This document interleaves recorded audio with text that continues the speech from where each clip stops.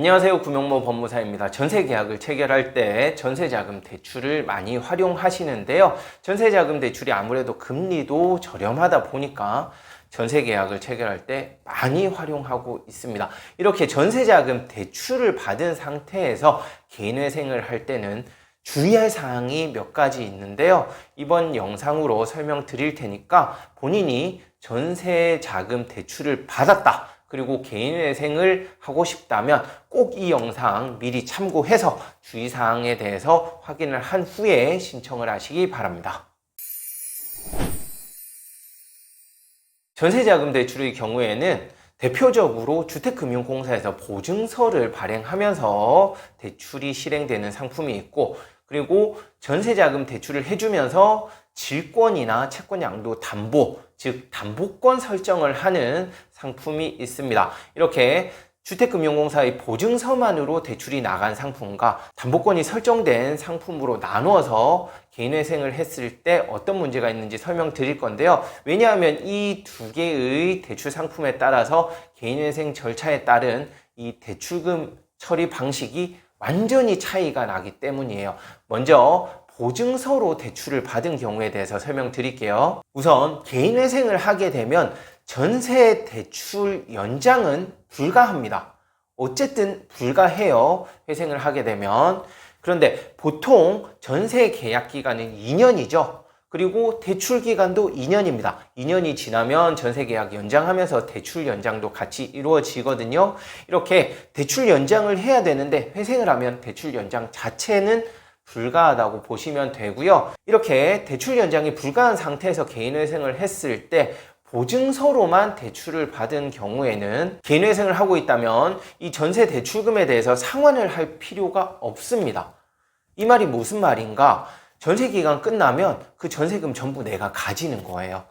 왜 그러냐 하면 이렇게 보증서로 대출이 나간 경우에는 신용대출로 지급이 됩니다. 개인회생을 하게 되면 그 전세자금 대출을 해준 은행에서도 회생 절차에서 배당을 받는 것 외에는 별도로 채무자한테 대출금을 상환하라 라고 요청을 할 수가 없어요.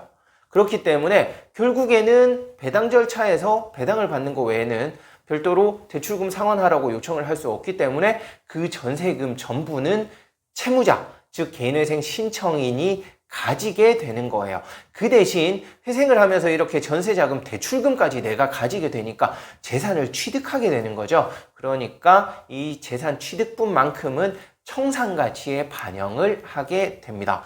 어쨌든 유리한 건 맞아요. 왜냐하면 목돈을 가지게 되고 전세 기간 만료되어서도 내가 전세를 더 유지하고 싶다. 그러면 대출 연장 자체가 필요가 없거든요. 이미 전세금은 다 내게 되기 때문이죠. 그러니까 이 대출 연장도 필요 없으니까 전셋집에 계속 거주도 할 수 있게 되는 것입니다. 이후에 회생 끝나고 전세 기간도 만료되면 그 시점에는 전세금 전부 찾아서 이사를 하게 되는 거예요.